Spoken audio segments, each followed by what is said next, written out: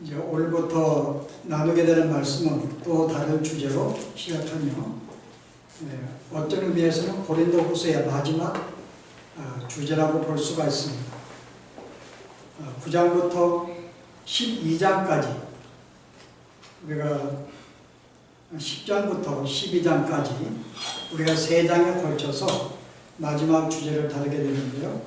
그 주제는 사울의 사도권을 변호하는 그 내용입니다. 이 내용을 바울이 3장이나 걸쳐서 자기의 사도권을 주장하는 그 이유가 있습니다. 바울이 고린도 교회에 가서 교회를 세우고 1년 6개월 동안 주의 말씀을 나누고 교회를 잘 성장을 시켰습니다. 그리고 계속해서 선교하기 위하여 이제 바울은 그곳을 떠나게 되었어요. 그리고 바울 다음에 누가 그곳에 왔는가 하면은 그 당시에 그리스 철학과 이 논리학, 수사학에 정통한 변사들이 들어오게 되었어요.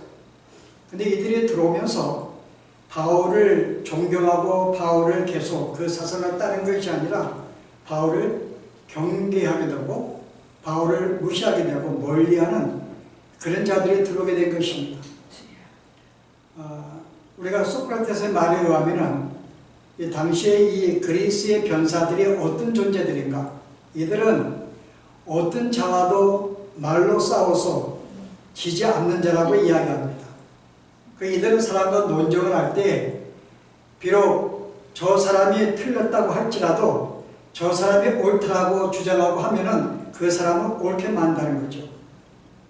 그리고 그 사람이 아무리 잘했다 할지라도 그 사람은 잘못된 것이야 라고 전제를 가지고 그를 이야기하게 되면은 기필코 그를 잘못된 자로 만들 정도의 힘 있는 자라고 말합니다.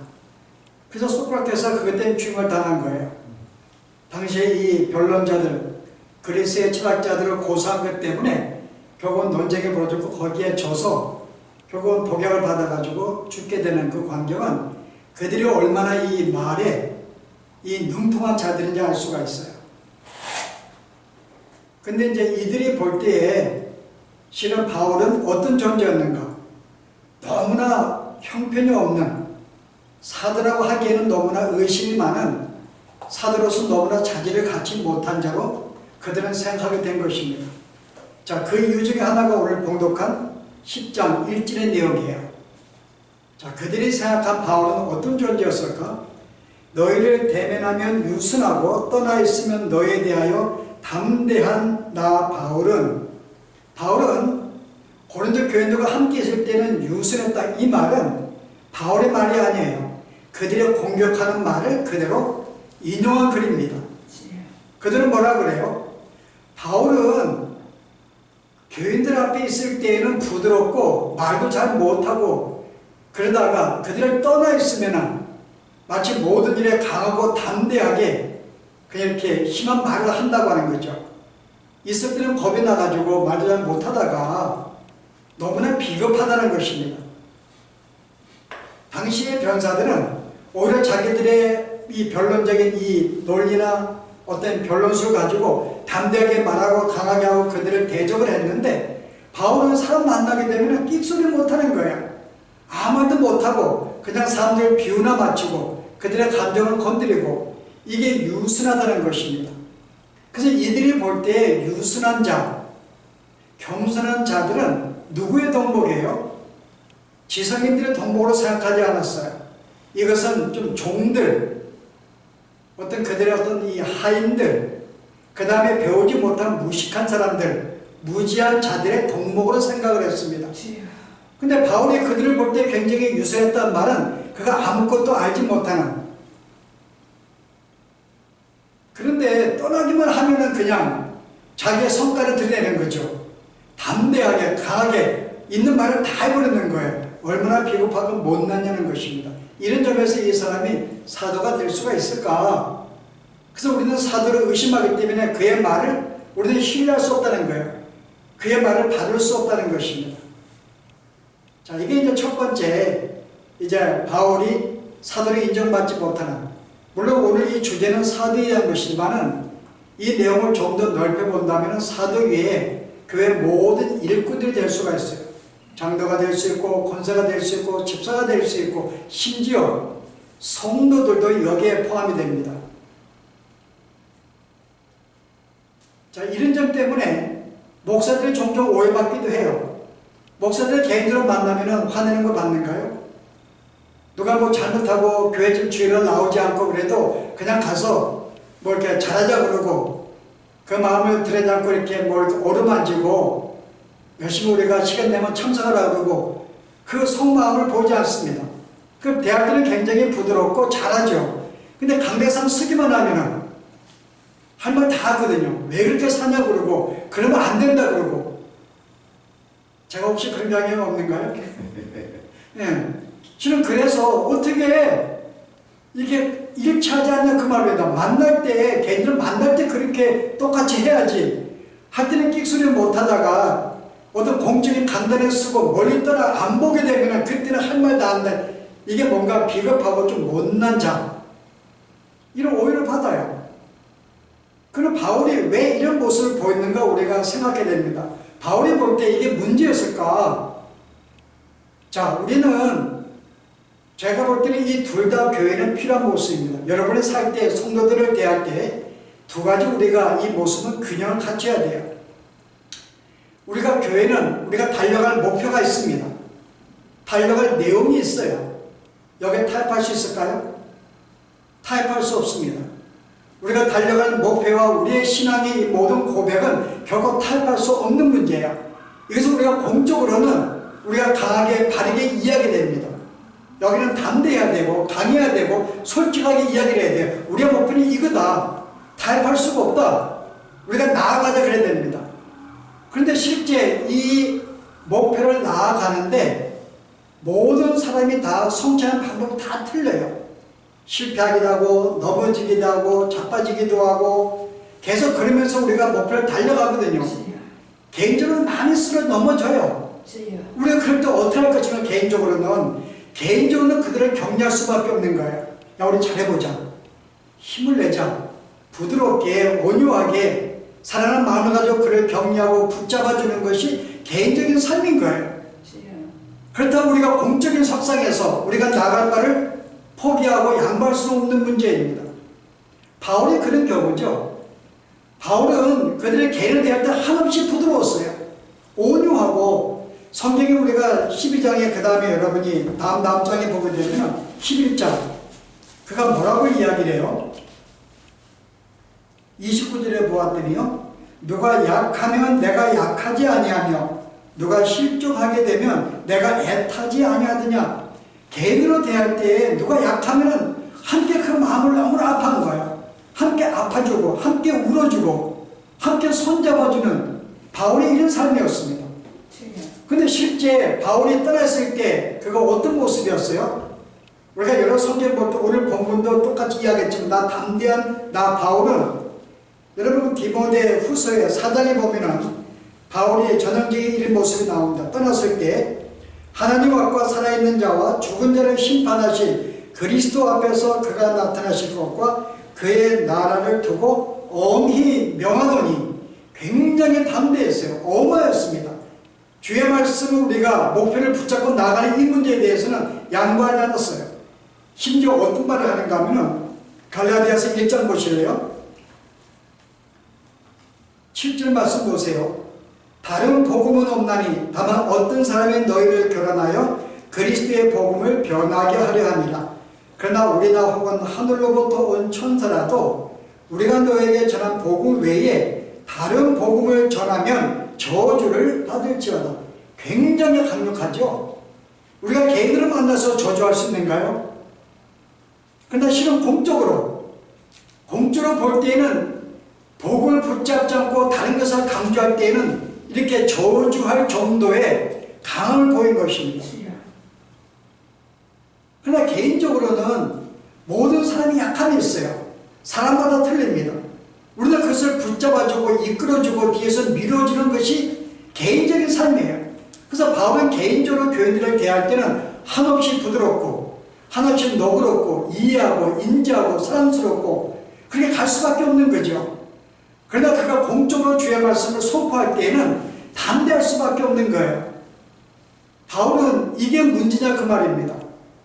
근데 그들이 볼 때는 뭔가 이게 비겁한 행동이고 어떤 이렇게 담대하지 못하고 겸손하지 못한 이런 모든 것들은 마치 못난 자들, 무지한 자들, 잘 알지 못하는 자들이 하는 행동으로 생각했기 때문에 그들이 볼 때에는 바울에 많은 문제가 있는 것이죠. 그러나 이게 우리의 성도의 삶이라는 거죠. 이것은 바울의 말이지만 우리에게 주는 지혜입니다. 우리가 성도들을 어떻게 대할 것인가. 개인으로 대할 때 우리가 한없이 인정해야 돼요. 여러분 예수님의 모습 보셨는가요? 예수님의 3년의 사역 가운데서 제자들에게 화내신 적이 언제 있는가요? 그들에게 책망하고 발음하신 적이 몇 번 있었어요. 그게 언제예요? 개인적이지 않습니다. 공적으로 12 제자들이 함께 모였을 때 가르침이 있을 때는 그런 때로는 믿음이 적은 자들아 라고 그들에게 도전 주고 했지만은 개인으로 만났을 때 여러분 개인에게 책망하고 야단친 거 보았는가요? 다 그들은 성장 가정 속에 있고 아직은 뭘 모르는 자들이에요. 그들은 붙잡고 이끌 상대죠. 베드로가 예수님을 3번씩이나 부인을 했어요. 근데 그를 만난 베드로에게 예수님이 뭐라고 그랬어요? 그를 책망하지 않습니다. 오히려 베드로가 제일 잘하고 있는 게 뭐예요? 예수님을 죽도록 사랑하고 충성했던 거. 그거 물어보는 거예요. 네가 나를 사랑했느냐? 베드로는 사랑했거든요. 네가 나를 배신했다 이런 말이 아닙니다.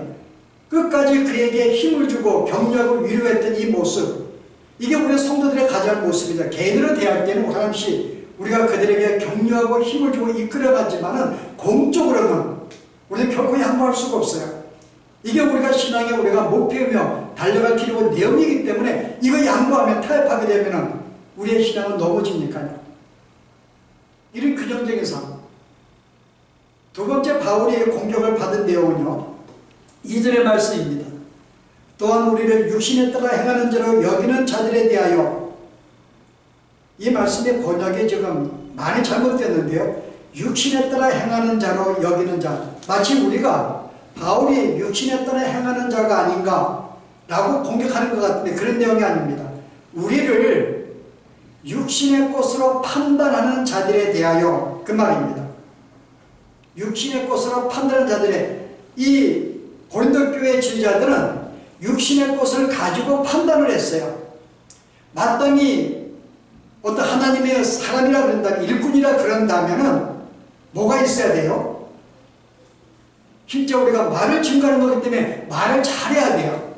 그 말에 논리가 있어야 되고 수학적으로 발해야 되고, 그러니까 어떤 이렇게 변론술도 강해야 되고 강하게 말씀을 증거해야 되고, 그리고 뭔가 성품적으로도 뭔가 이렇게 온유해야 되고, 항상 얼굴에는 어떤 웃는 모습도 있어야 되고, 뭔가 인자하고 인품도 있어야 되고, 이게 실은 외적으로 뭔가 사람들이 보통 바라보는 지도자 그러면은 이런 정도 어떤 인품도 있고 모양도 괜찮고 말도 잘하고 좀 도덕적이고 지식도 있고 이런 사람이 마땅히 하나님의 일꾼으로 부름받아야 되는데 바울은 어떤 존재였는가요?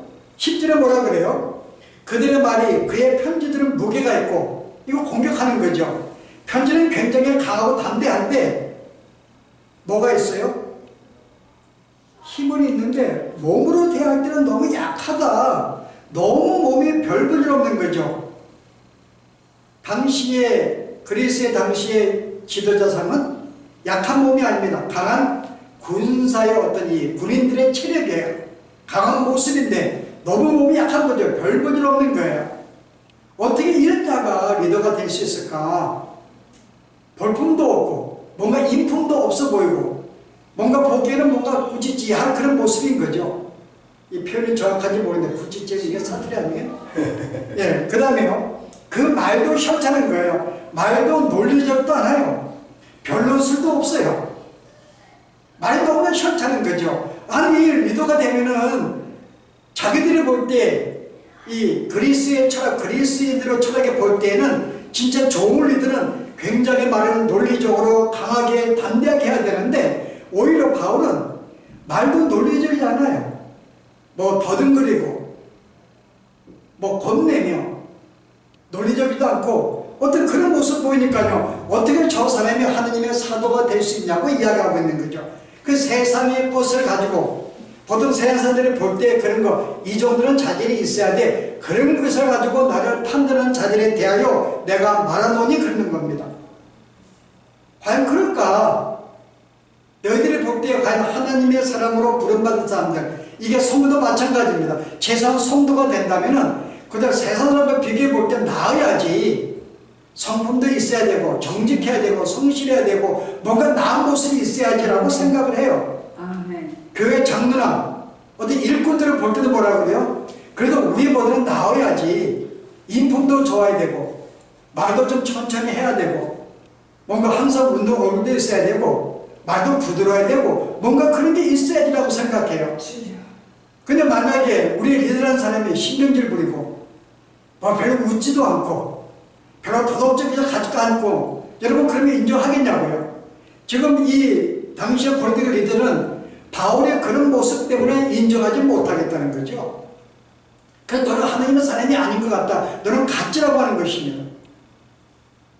성도를 하는 너를 가짜라는 거예요. 어떻게 그렇게 삶에 그렇게 하나님 찾지 않고 세상에 이렇게 몰두하고 있는 것 같고 뭐 기도 별로 안 한 것 같고 뭔가 삶도 다른 사람과 유리적으로 차이도 없는 것 같고 뭔가 헌신도 없는 것 같고 기도도 별로 안 하고 아니 네가 뭔데 그 차이 뭔데 라고 우리는 이야기를 들어요. 과연 이들의 공격이 과연 맞느냐 그 말입니다. 과연 이들의 공격이 맞을까? 오늘은 뭐라 그래요? 바울이 계속 3절에서요. 우리가 육신으로 행하나 원래 이 말은 육신으로 행하는 게 아니라 내가 이 세상 안에 살고 있음에도 불구하고 그 말입니다. For though we live in the world 우리가 이 세상에 살고 있음에도 불구하고 뭐라 그래요? 육신의 것을 가지고 싸우지 아니한다 그 말입니다. 내가 비록 우리가 이 세상에 살고 있지만 너희들이 가지고 있는 것 어떤 지식이나 어떤 이 논리적인 말이나 어떤 신체나 그 모든 것들을 우리가 갖추고서 우리는 주의 일을 하지 않는다 그 말입니다.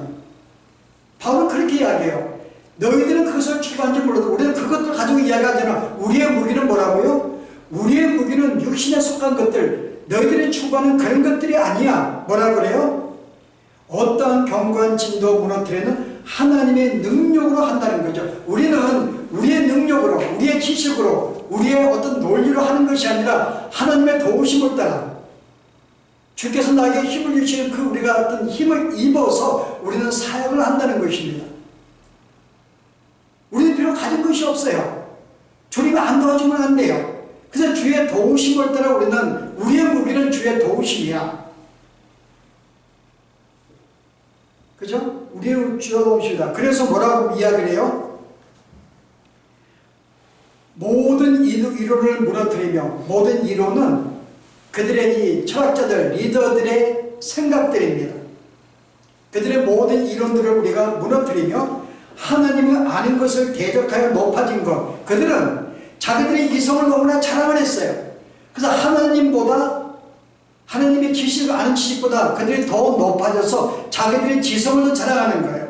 주의 말씀을 논리로 풀고 자기들의 생각으로 어떤 더 교리를 만들고 그 자기들의 어떤 논리와 사상이 더 높아진 것이죠. 이것을 무너뜨린다는 거예요. 하나님께서. 이 모습 볼 때는 당시의 고린도 교회 지도자들이 무엇으로 사역한지 알 수 있죠. 그들은 자기의 이성으로 자기의 지성으로 자기들의 논리적인 변론을 가지고 목회했던 거죠. 그것으로 사람을 따랐던 거예요. 근데 그게 너무나 매력적인 것이죠.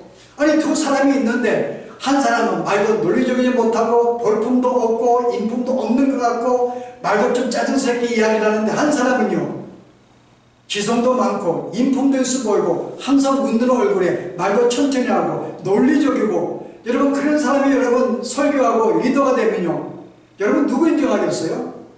맞다면 그 사람이 인정하죠. 그 사람이 인정하죠. 근데 바울이 과연 우리가 그런 존재들일까? 진짜 우리가 하나님은 그런 사람들을 부르실까? 너희는 그런 사람들이 리더가 돼야 한다고 할지 몰라도 실제 과연 하나님이 부른 사람들이 그런 사람들일까? 내가 실은 너희는 내가 똑똑해서 내가 주 앞에 사도로 부름받았을까? 성도들은 다른 어떤 세상 사람들에 비해서 뭔가 인품이 낮고 선한 삶을 살아서 구원받은 것일까? 아니라는 거죠. 뭐라 그래요? 너의 부르심을 보라 그러잖아요. 앞에 우리가 많이 나눈 내용들이에요. 지식도 많지 않고 무식하고 낮고 가난하고 신분도 천한 그런 자들을 불렀다는 것입니다. 하나님은 똑똑한 자를 부른 게 아니에요. 원래 부름받은 자들 자체가 세상 사람과 비교해서 우리는 못난 자들이에요. 신경질도 많이 내고 물질도 탐하고 더 욕심도 많고 신분도 낮고 지식도 없고 그런 자들을 하나님이 불렀다는 거죠. 이게 구원받은 자들이에요. 근데 우리는 구원받은 데에서 세상 사람보다 나아야 한다고 생각하는 거예요. 뭔가 나은 것을 가져야지. 그게 없으면 하나님의 사람이 아니라고 이야기를 해요. 이게 우리의 생각이기도 해요. 당신의 주전이 이것으로 공격한 거죠. 근데 바울은 우리의 부르심을 보라는 거죠. 그리고 자신은 어떤 존재인데요. 디모데전서 자기는 어떤 존재라고 소개해 1장 12절에요. 자기를 어떤 자라고 소개하는가요? 나를 능하게 하신 그리스도 예수 우리 주께 내가 감사함은 나를 충성되이 여겨 내게 직분을 맡기심이니 하나님은 그에게 직분을 맡겼어요. 근데 그가 어떠한 상태에 있을 때요? 내가 전에는 비방자요 박해자요 폭행자였으나 도리어 국류를 입은 것은 내가 믿지 아니할 때에 알지 못하고 행하였습니다. 우리 주의 은혜가 그리스도 예수 안에 있는 믿음과 사랑과 함께 넘치도록 풍성하였다. 내가 원수고 해방자였는데 나를 하나님의 사람으로 부르고 일꾼으로 부르다니 이 은혜와 사랑은 너무나 충분하다는 거죠. 그래서 뭐라 그래요? 믿보다 모든 사람이 받을 만한 이 말이요. 그리스도 예수께 죄인을 구원하시려고 세상에 임하셨다 하셨도다. 죄인 중에 내가 괴순이라. 그러나 내가 국리를 입은 까닭은. 여기 죄인 중에 괴수는 지금 상태인가요? 옛날 상태인가요? 옛날에 내가 주님을 알기 전에는 내가 정말 죄인 중에 괴수였어 그 말입니다. 내가 어떤 상태로 부른다는데 죄인 중에 괴수, 죄인 중에 가장 죄수 나를 하나님이 부르신 거야. 그러면 내가 나은 게 뭐가 있는데 하나님이 리더로 부르실 때 똑똑하고 말을 잘하고 그래서 나를 불렀을까? 아니 나는 죄인 중에 죄인이었을 때 내가 괴수였을 때 나를 불렀다는 거죠. 그래서 하나님의 은혜가 너무나 크다는 거예요. 물론 여기에 이 말은 잘 보시면은 현지 진행으로 썼어요. 그 말은 뭔가 하면은 계속 그는 내게 국리를 입을 까닭은 내가 전에 이런 자였고 전에도 죄인 괴수였는데 여기 말은 과거를 안 씁니다. 지금도 내가 똑같이 죄인 중에 괴수 삶을 살고 있다는 거죠. 전에도 그런 존재였지만은 지금도 여전히 나는 못난 자라는 거죠. 여전히 나는 부족하고 여전히 주의 뜻을 순종하지 못하고 여전히 나는 못나게 살고 있기 때문에 하나님은 나는 이런 존재를 부르시고 지금 나는 변화가 별로 없어. 근데 그들은 마땅히 하나님의 사람 종이 되려면 이런 정도의 인품과 능력과 실력이 있어야 한다고 생각하는 거죠. 근데 왜 하나님이 그런 자들을 부르지 아니하셨을까? 성경은 뭐라 그래요? 우리가 하는 모든 일들은 너희가 한 것이 아닌 것을 알게 만들기 위해서, 그래서 너희들로 하여금 자랑하지 못하게 만들기 위하여 스스로 교만하지 않게 만들기 위해서 하나님의 그런 자들을 부른 거라는 거죠. 그러면 누가 참된 하나님의 부름받은 사람이에요? 똑똑한 자? 인품이 많은 자? 못난 자? 항상 자기를 부족하게 생각하고 못난 자일까요? 자, 여러분들은 어떤 하나님 믿는 사람들에게, 교회 일꾼들에게, 목사도 마찬가지면 여러분 뭘 원하시는가요? 그가 하나님의 일꾼이 되기 위해서는 어떠한 조건을 갖춰야 될까요? 여러분은 뭐가 문제라고 생각한대요? 만약에 예를 들어서 하나님의 일꾼, 성도도 마찬가지입니다. 그 사람 굉장히 신일적이에요. 자기에게 있을 거 없을까요? 그 사람이 좀 물질도 박해요. 세상에 살면서 돈도 필요 느끼고 돈을 조금 더 애착 갖습니다. 하나님의 종으로 부족할까요? 아니면 괜찮을까요? 여러분 솔직히 한 마음 답변해 보세요. 이 사람이 굉장히 신경적이고 굉장히 웃는 모습도 아니에요. 날마다 뭔가 얼굴에 환한 얼굴로 있어요. 자, 이 사람이 목사로서 성도 자격이 있을까요? 성경은 그런 자를 하나님이 불렀다는 거죠. 이 삶은 나아질 수가 없어요. 여러분이 우리가 그런 존재가 부르면 죽을 때까지 우리가 조금은 개선되고 나아질지는 몰라도 여러분 그 기질이 어디 가는 게 아닙니다. 급한 사람이 어디 가는가요? 굉장히 신경질 부는 사람들 죽을 때까지 신경질 부려요. 그 사람이 변화가 된다고요? 천사는 가능하지만 인간은 그렇지 않습니다. 죽을 때까지 급한 사람은 급하고요. 기질이 변하는 게 아니에요. 여러분. 인품은 조금 나아질 수 있어요. 옛날에 전에 100번 거짓말했으면 지금 한 50분 정도? 여전히 한 40분 정도는 거짓말하지 거짓말이 없어지는 게 아닙니다. 옛날에는 돈을 100을 밝혔는데 지금은요 여전히 50을 밝혀요. 여러분. 없어진다고 생각하시면 안 돼요. 우리는 성장 아주 완성된 존재가 아니거든요. 근데 그에게 뭘 기대하는가요, 여러분? 하나님은 그런 사람을 불렀어요. 왜냐면 그래야지만 그거 어떻게 해요? 자기의 능력과 자기의 실력에 의존치 아니고 하나님을 붙잡고 주의 은혜로 살아갈 수 있고 예수를 믿을 수가 있으니까요. 만약에 내가 잘나버리면 어떻게 돼요? 하나님 의지 안 하죠. 내가 다 똑똑한데 내가 말을 잘하는데 뭐 굳이 그렇게 주의 도와주세요 할 필요는 뭐가 있는가? 내가 알아서 하는데 그 결과 뭐가 나와요? 자기를 드러내게 되죠. 자기를 높이게 되죠. 물론 자기는 존경심을 받게 돼 있어요. 그러나 누가 참된 종이냐 그 말입니다. 한 성도를 하나님께 인도하는 사람이 참된 사도인지 자기에게 인도하는 사람이 참된 여러분 하나님의 사람인지요. 배우는 사람들이 자기의 잘남과 똑똑함으로 자기를 존경하게 하고 자기가 드러나고 어떤 자기를 따르게 만들지 몰라도 만약에 그 사람이 성도들로 하여금 하나님께 인도하고 하나님께 무릎 꿇지 하게 만들지 못한다면 그 사람은 가짜가 되는 거죠. 하나님을 존경하게 만들고 하나님에 드러나야 되는데 내가 드러난다면 야 사람은 진짜 좋은 목사야. 너무나 인품이 좋아. 너무나 설교해야 돼. 그렇게 인정받게 되면요. 하나님은 오히려 그 사람이 가짜일 수도 그 말입니다. 근데 우리는 보통 이렇게 세상의 조건을 갖춘 사람이 진짜 하나님의 성도이며 우리는 주의 일꾼이라고 생각을 해요. 그래서 그 사람을 우리가 존경하고 따릅니다. 그러나 성경은 그렇지 않다는 거죠. 하나님은 결코 그런 사람을 부르지 않고 또 그런 사람이 아니야 기대할 것이 없다 그 말입니다. 그러면 진짜 어떤 자가 문제일까요? 성질이 급한 자? 좀 돈을 밝히는 자? 아니면 웃지 않는 자? 성품이 좀 안 좋은 자? 좀 이렇게 도덕적이지 않는 자? 여러분 그런 자가 문제일까요? 아니면 굉장히 인자하고 성품이 좋고 사랑이 넘치는 인본주의가 여러분 그 사람과 누가 더 위험할까요 여러분? 인본주의가 위험할까요? 인본주의는 특징이 뭐예요? 사람을 높이는 자들입니다. 그래서 사람의 어떤 지성을 자랑하고 사람의 인품을 자랑하고 사람의 도덕적으로 나아지기를 원하는 게 인본주의예요. 우리는 그 사람을 늘 존경해요.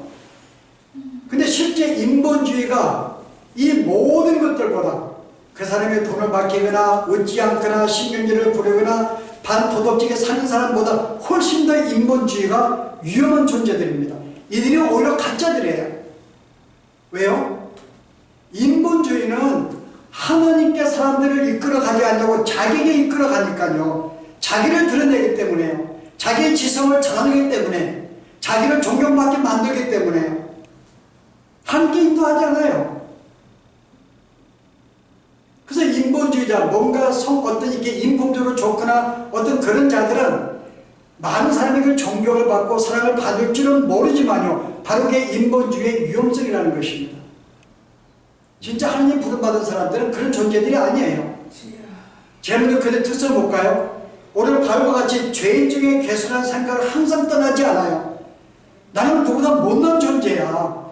근데 하나님은 나를 주의 백성으로 부르시고 일꾼을 부르다니 이게 너무나 황금하고 너무나 감사하고 너무나 사랑이 넘쳐서 주님을 찬양하면서 자기의 부족함을 알고 주님을 붙잡고 의지하고 항상 주의 궁일하시는 강구하는 자.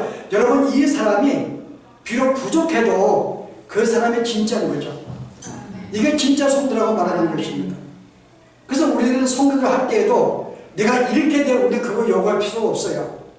우리는 어차피 받은 존재들이 기대할 것이 없는 존재들입니다. 우리에게 바라는 것은 한 가지, 진짜 하나님의 사람이라면 내가 어떤 존재 상태인 줄 알고 부름받은 어떤 존재였는데 그 사랑에 감사해서 늘 겸손하게 항상 부족함을 인정하면서 주님을 붙잡는 자, 여러분 그 사람은 조금 가끔가다 거짓말을 해도 신경질을 부려도 그 사람이 진짜인 거죠. 이 땅에서 완벽한 존재는 없어요. 그러나 우리가 둘 중에 선택하라 그러면 인본주의보다는 오히려 인품적으로 도덕적으로 부족한 자가 낫습니다. 여전히 그 사람은 자기를 삶이 크게 하냐고 하나님께 인도하니까요. 그에 우리가 부름받은 목적이 뭐예요? 사람을 하나님의 사람으로 세워가는 것입니다. 하나님께 인도하는 거예요. 하나님 앞에 무릎 꿇게 만드는 것입니다. 그래서 어떤 존재를 만드는 거예요? 하박국의 3장에 뭐라고 이야기를 해요? 하박국 선지자는 뭐라고 그러죠? 17절에 비록 무화과나무가 무성하지 못하며 포도나무에 열매가 없으며 감람나무에 소출이 없으며 밭에 먹을 것이 없으며 우리 양이 없으며 요양간에 소가 없을지라도 나는 여호와로 말미암아 즐거워하며 나의 구원의 하나님으로 말미암아 기뻐하리로다. 주 여호와는 나의 힘이라. 아멘. 성도들을 이런 자리로 이끄는 자가 참된 사람인 거죠. 여호와는 나의 힘이시다. 항상 그런 하나님께 나아가게 만들고 하나님을 붙잡게 만드는 사람, 그리고 비록 내가 가진 것이 없다 할지라도 내가 하나님으로 기뻐하고 즐거워할 수 있는 그런 자로 내가 이끌어가는 자, 이 사람이 하나님이 세운 참된 일꾼이지. 오늘 고린도 교회 기도를 향해서 내가 인품적으로 뭔가 어떤 이 지성도 많이 있어야 되고 자기의 이성을 자랑하고 이성을 높이고 오늘 하나님 말씀보다 이성을 더 높이는 그런 존재들이 진짜 어떤 종일까? 바로 그것이 문제라고 이야기하는 거죠. 진짜 하나님의 사람들은 그런 것이 아니라는 거예요. 이것이 오늘 우리가 가져야 할 교훈입니다. 실제로서 우리가 오늘 대할 때에도 항상 내가 주 앞에 개인적으로 어떻게 대할지 오늘 바울의 지혜로 우리가 배워야 됩니다. 우리는 한없이 온유하고 너그럽고 그에게 힘을 주고 위로하며 격려해야 됩니다. 그러나 우리가 공적인 목표를 갈 때는 우리는 결코 양보할 수 없습니다. 여기를 타협할 수 없어요. 아무리 내가 사랑하는 자를 할지라도 그것만은 내가 양보할 수 없는 문제입니다. 그의 편을 들 수가 없는 거죠. 공적으로는 그렇게 살지고 그리고 개인적으로 나는 똑똑한 자들이 아닙니다. 내가 주를 예수를 믿기 때문에 주의 일꾼으로 부름받았기 때문에 남보다 나아지는 생각은 인본주의 생각입니다. 우리는 우리의 힘으로 하는 것이 아니에요. 내가 부족한 자가 부름받았기 때문에 그래서 내가 하나님의 은혜를 감사하고 주의 은혜를 붙잡고 도우심을 간구하면서 늘 겸손히 주 앞에 나아가는 자, 바로 이런 자들의 삶이 참된 성도의 삶이며 참된 일꾼의 삶인 줄 알고 이와 같은 삶을 내가 사시기를 추구합니다. 함께 기도하십시오. 오늘 주의 말씀을 통하여 참된 하나님의 일꾼이 누구인지, 참된 성도가 누구인지를 알게 하신 하나님, 주님 그렇습니다. 우리는 참된 성도가 되면 이런 여러 방면에서 세상 사람들이 추구하는 그들이 바라보는 이 모든 조건들을 갖춰야지만이 참된 일꾼으로 생각하였는데 오늘 주께서 말씀하시기를 하나님은 그런 자들을 부르지 아니하셨다는 것, 이 모든 것은 우리로 하여금 겸손케 만들며 더 주의 은혜를 사모하고 주님을 붙잡고 살아가게 만들기 위해서 어느 누구도 자신을 높이지 않으며 주님만을 높이게 하기 위해서 가장 못난 자들이 부름받은 줄 알고 늘 주 앞에 겸손하게 저들이 어떤 삶을 살든지 어떤 사역을 감당하든지 주의 은혜를 간구하며 주의 도우심을 간구하며 주의 사람으로 살아갈 수 있는 저희들의 삶이 되도록 인도하시며 축복하여 주시옵소서. 예수 이름으로 기도합나이다. 아멘.